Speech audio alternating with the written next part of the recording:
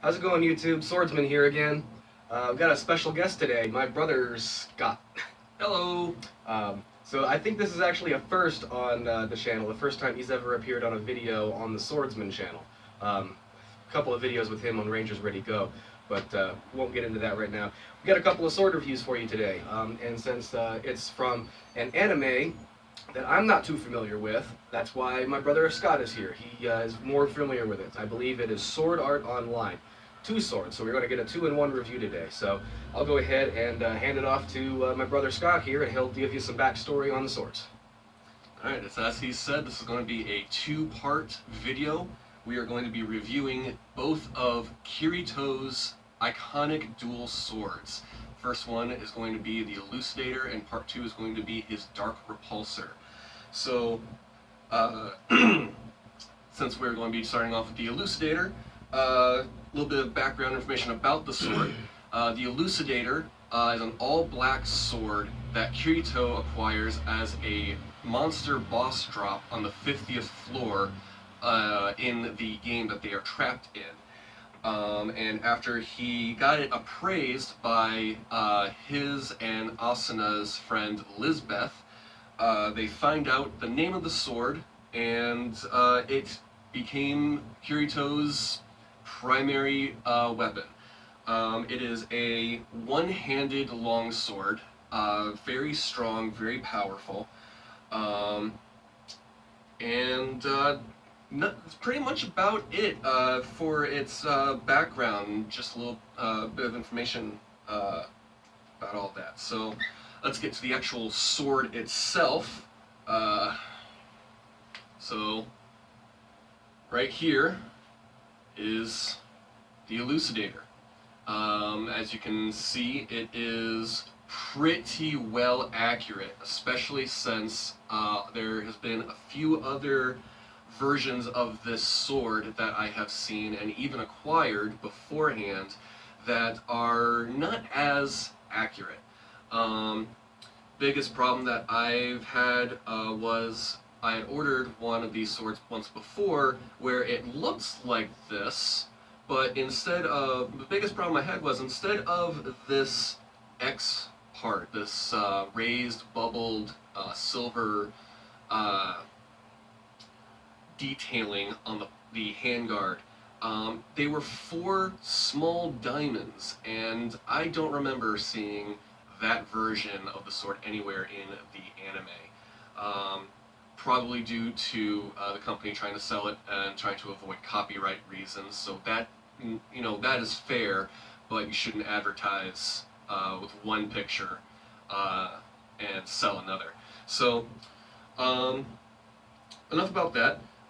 The sword itself is quite hefty. I'd say it's about a good solid 12 to 15 pound sword, especially since the blade itself is a nice chunk of solid steel, as opposed to, once again, the sword that I bought beforehand being made of cold steel, which was much thinner, being more lightweight. However, I do like the weight a bit better on this. The blade itself is, the edge itself is relatively sharp, but not razor sharp. You could definitely still cut a melon in half with it.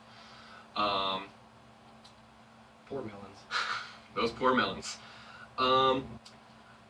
However, for cosplay reasons and for selling reasons, the sharpness ends just above the centerpiece here. So I can see it right here as where the end of the actual blade ends. Yeah, it looks like it begins to dull as it goes down from the top. So from tip to the end of the blade is about 27 inches long. However, the whole blade from tip to this point is about 31.5 inches. And since we're talking about length, the full length of this sword is about 40 and 6/8 of an inch long. And in centimeters is about just a little over 100 centimeters, which in the official wiki for this sword, it is stated that the swords that Kirito used, especially his Elucidator, and later on in the storyline, his Night Sky Sword, is no longer than 120 centimeters. So it's about accurate for the lengthwise. Other than that, the handle,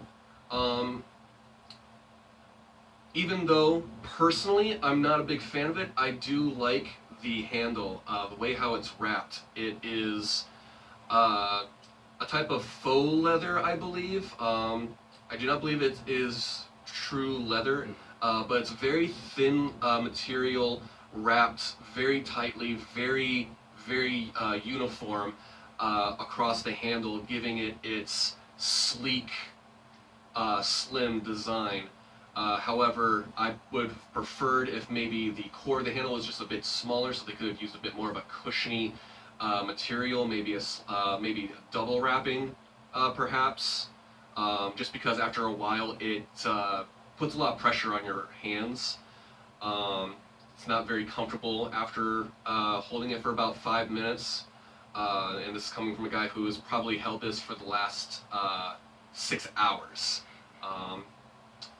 But other than that, this is actually a very fantastic sword. I'm very proud to own it. It is far, far more impressive than the last sword that I had purchased of this version. One last thing that I just now remembered that I forgot to mention was it does have the emblazoned cross, the white cross at the very tip of the blade on both sides. Again, personally, I'm not really a big fan of that, but there's been a lot of like I said, there's a lot of different versions of this sword that has been seen through artist renditions from the actual anime itself, and manga itself, and then just producers wanting to sell out this product. Other than that, this was purchased at Cleveland's Wizard World Comic-Con just this past Sunday. Today's Tuesday, so it was just a couple nights ago. And as I said at the beginning of the video, that this is a 2-part series, so of course I do have the Dark Repulsor, which will be coming directly after this. Do you have any personal opinions about this sword that you would like to give? Well, I'd like to hold it real quick. I know that it's pretty. Well, first thing I can say is that yeah, it is hefty. I would go ahead and say yeah, anywhere between 9 and 10 pounds. Yeah, you were pretty close, anywhere between 10 and 12. Yeah, in my opinion, yeah, it's very good, sturdy construction. I like the pommel, and I do like the cross guard and the hilt. As he said, it would be nice if the handle did have a little bit more of a cushiony grip to it, and not just so streamlined right here. Because once your hands get sweaty, this thing, and you start swinging it, it could fly right out of your hand. We don't want that to happen. And yeah, it's relatively sharp. Yeah, it could cut some melons and cut through some maybe some of that ballistic gel that some people get their hands on. But practicality, self-defense or anything, obviously you wouldn't go swinging this around. Don't try to chop wood or anything like that with it. I definitely wouldn't. You'll just destroy the thing. But yeah, beautiful. It's practical. It's functional, and it'll look good on your wall. So I mean, that's all good 3 points. But yeah, like I said before, I'm not too familiar with the anime that this is from. However, he is. But I think I might have to get more familiar with it, because these are this is a good sturdy sword, and some of the others I saw at this weekend's Wizard World Cleveland they were pretty amazing. Some designs I'd never even thought of before. So yeah, this is a really good quality blade. Would you like to get on with the next sword? Certainly. Go ahead and put this down. Oh, and one more thing. From the Elucidator is the sheath. This is actually probably one of the most accurate sheaths I've seen. I do believe it is a type of poly resin material. Definitely not all wood. Maybe the inside is wood just to keep the shape for the sword to go in, but the rest of it does not feel like wood at all. It's got the accurate top piece that the sword fits in perfectly. The only thing that I have noticed was I was kind of fiddling with this part, this ring here, and kind of knocked it loose, so I'll have to take it off, take the glue off, touch up the paint that I scratched up a little bit, and then probably use contact cement to keep that sturdy. But this is much better than those squarish sheaths that you probably know exactly what I'm talking about. And it's just very beautiful. So with that said, let us get on to my next sword that I purchased. Kirito's second sword, of his iconic swords, the Dark Repulsor. In the anime, Kirito goes to meet Lisbeth to find a suitable offhand weapon, and she presents to him her masterpiece sword. So Kirito tests the blade by putting his elucidator on the desk, or I'm sorry, on the counter in the shop, and swings her masterpiece sword to test its durability and shatters her craftsmanship. Upset, she forces him to become basically bodyguard / escort to find a material that she believes would be suitable for his offhand sword, a type of crystalline ingot that is dropped by a high-level dragon boss in the mountains. I'm not familiar with the floor that it was on in the anime, but the dragon, they come across the dragon and fall down its nest, a very long tunnel of sorts, in which they find, at the very bottom, this crystalline ingot, which Kirito discovers is actually the dragon's poop. A little bit of a funny moment in the anime, and as they escape the nest by luring the dragon back in and riding it back out, they escape the dragon and head back to Lisbeth's shop, where she begins forging the ingot into the game's, presumably the game's first and only Dark Repulsor.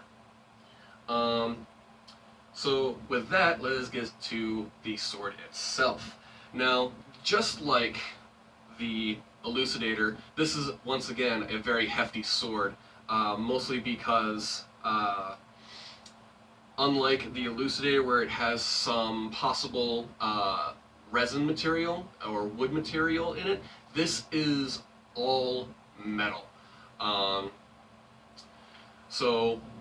Once again, it's probably about a good anywhere between 10 or 15 pounds.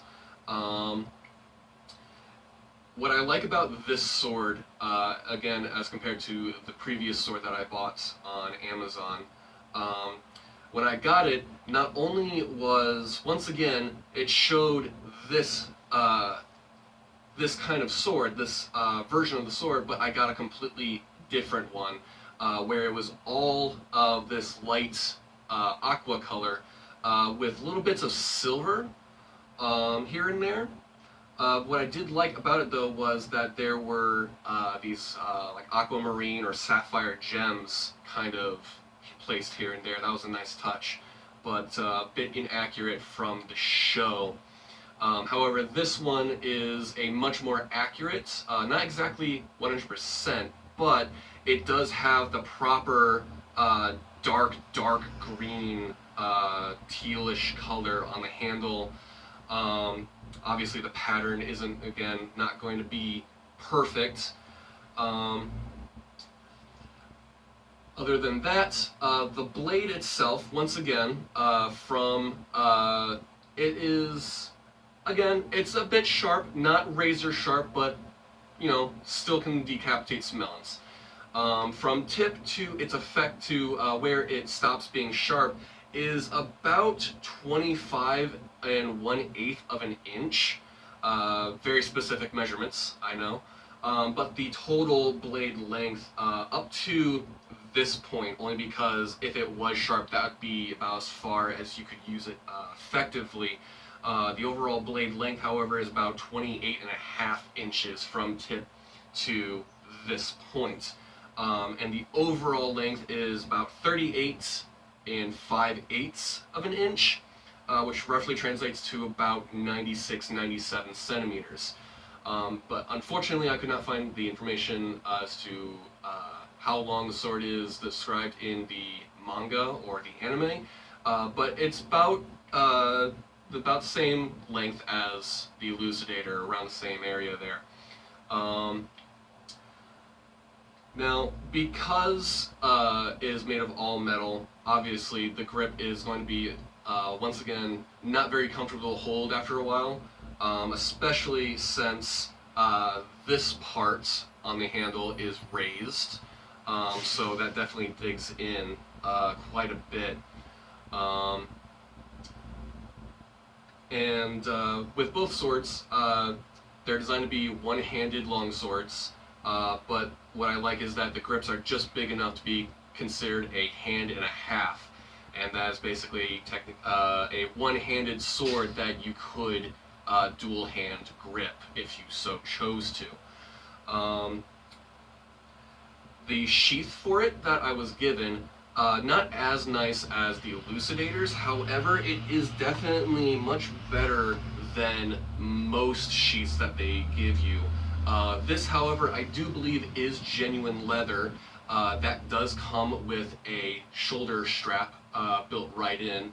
However, I tried wearing it and the weight of the sword just makes it go.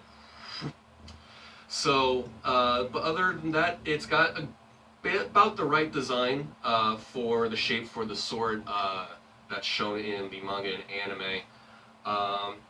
So, with that, give the swordsman his personal opinions on the sword. Well, once again, yeah, very, very hefty.